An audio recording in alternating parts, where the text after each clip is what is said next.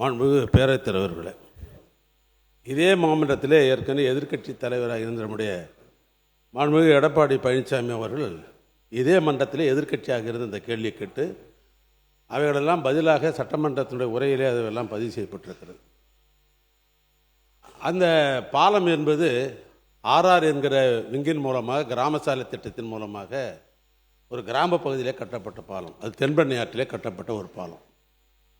அதனுடைய டிசைன் 54,600 கனஅடி தண்ணியை வாங்குகிற அளவுக்கு தான் அதனுடைய தன்மை கட்டப்பட்டது. இதுவரைக்கும் திருவண்ணாமலை மாவட்டத்திலேயே பெய்யாத ஒரு மழை. அந்த மழை இன்னும் சொல்ல போனால் ஆன்மீக பெருமக்கள் 14 கிலோமீட்டர் கிரிவலம் என்று வருகிற இந்த திருவண்ணாமலை மலையே சரிந்தது. சரிந்ததன் மூலமாக 7 பேர் இறந்தார்கள். அப்படி ஒரு மழை நாங்கள் பார்த்ததே இல்லை. எங்கள் வயதுக்கு பார்த்தது அதுக்கு முன்னாலே பார்த்ததில்லை. அப்படி ஒரு மழை பெய்த காரணத்தினால் மலை சரிந்தது. அந்த அளவுக்கு ஒரு சேதம். கிருஷ்ணகிரி தருமபுரி மாவட்டங்களில் 50 சென்டிமீட்டருக்கு மேல் மழை பெய்த காரணத்தினால் சாத்தனூர் அணைக்க வந்த தண்ணி 2.25 கனஅடி தண்ணீர் அங்கே வந்தது. அப்பொழுது பொதுப்பணித்துறை நீர்வளத்துறை அமைச்சர் அவர்கள் எங்கே டேம் உடைஞ்சிருமோ என்பதற்காக இரவோடு இரவாக 2.25 கனஅடி தண்ணீர் திறந்து விட்டார்கள். கனஅடி. அதற்கு பின்னால் பாம்பார் என்று ஒரு ஆறு வருகிறது டேமுக்கு கீழே.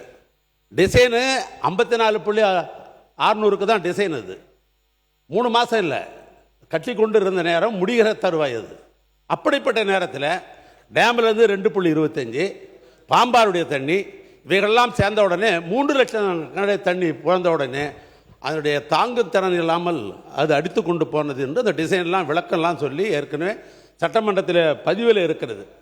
அது இயற்கையினுடைய சீற்றம். அந்த டிசைன் மேலே இன்ஜினியரிங் மேலே குறை சொல்ல முடியாதது. ஏன்னா கட்டினது 54.600க்கு, ஆனால் வந்த தண்ணி 3 லட்சம் கனஅடி தண்ணி. அப்படி என்கிற பொழுது அதை தாங்காமல் அந்த பாலம் போன்று என்பது இதே சட்டமன்றத்தில் ஏற்கனவே பதிவு செய்யப்பட்டிருக்கிறது. அதுதான் உண்மை நிலை. அதுக்குன்னு ஒரு குழு போடப்பட்டு அவர்களெல்லாம் கூட ரிப்போர்ட்டு கொடுத்தாங்க. இதில் டிசைனில் தப்பு இல்லை, இது மழை பெய்த காரணத்தினால் 3 லட்சம் கனஅடி தண்ணீர் தாங்குகிற திறன் இல்லாமல் பாலம் அடித்து போனது என்பது தான் உண்மை.